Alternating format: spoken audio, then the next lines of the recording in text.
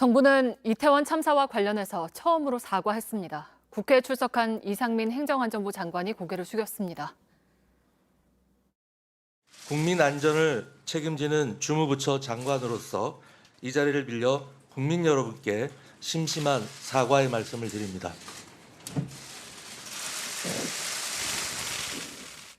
오세훈 서울시장도 공식 사과문을 발표했습니다. 이번 사고에 대해서 무한한 책임을 느낀다고 했습니다. 언제쯤 사죄의 말씀을 드려야 되나 하는 고민이 있었는데요. 오늘 아침에 결심이 섰습니다. 사죄의 말씀이 늦어서 죄송합니다.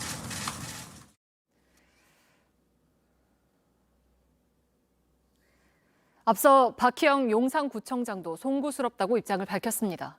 오 시장의 말처럼 정부와 지자체가 사과를 결심하기까지 사흘이라는 시간이 걸렸습니다. 그 전까지는 유감 표명만 있었습니다. 다만 대통령실은 오늘도 지금은 사고 원인을 밝히는 데 힘써야 할 때라면서 대통령의 사과 요구를 거부했습니다. 이런 가운데 정부가 숨진 시민들을 피해자가 아닌 사망자로 표현하라는 지침을 내린 것으로 확인됐습니다. 참사의 의미를 축소하려는 거 아니냐 하는 지적이 나왔습니다. 이희정 기자입니다. 이태원 참사 이틀째인 지난달 30일 행정안전부 차관 주재로 이태원 사고 관련 시도 부단체장 회의가 열렸습니다. 이 자리에선 이태원 참사로 숨진 시민들을 사망자, 사상자 등으로 부르라며 이게 객관적인 용어란 점을 강조했습니다. 중앙정부가 서울시를 포함한 지자체에 희생자 등 다른 표현을 쓰지 못하도록 사실상 지침을 내린 겁니다. 정부는 가해자가 불분명해 사망자로 표현하는 게 맞다는 입장입니다. 명확하게 이제 가해자 또 뭐 이런 책임 이런 부분이 이제 명확하게 이제 나온 부분에 대해서는 이제 사실 뭐 희생자라든가 피해자 뭐 이렇게 이제 용어도 사용합니다만 명확해지지 않은 상황에서는 좀 중립적인 용어가 필요하지 않을까. 실제 정부는 전국에 마련된 분향소를 사망자 합동 분향소라고 표현하고 있습니다. 세월호 참사 당시 박근혜 정부는 전국에 희생자 합동 분향소를 설치했습니다.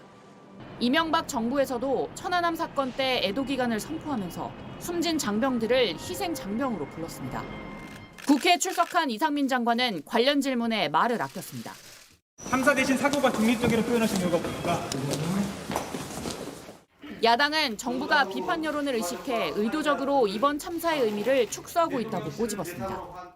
희생자의 사전적 의미는 어떤 일이나 사건으로 말미암아 죽거나 다치거나 피해를 입은 사람을 이야기합니다. 이태원 참사 155분의 희생자가 그냥 죽은 사람입니까?